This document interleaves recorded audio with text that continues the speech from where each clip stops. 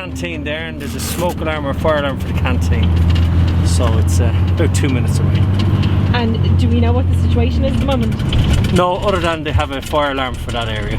So airport police will be attending, so we might hopefully get an update before we get there.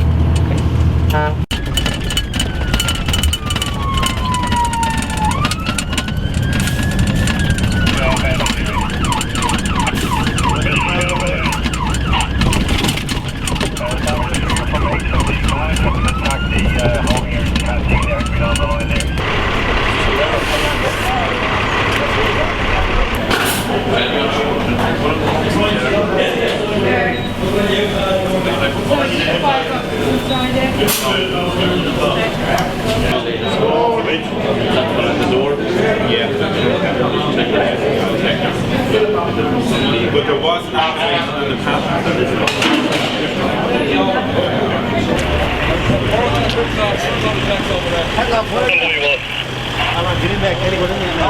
That was mainly due to a manual call point, which is a break glass system. Somebody inadvertently broke the glass, set off the fire alarm, set off the evacuation, and the electrician is now going to replace it, and we'll be back online shortly.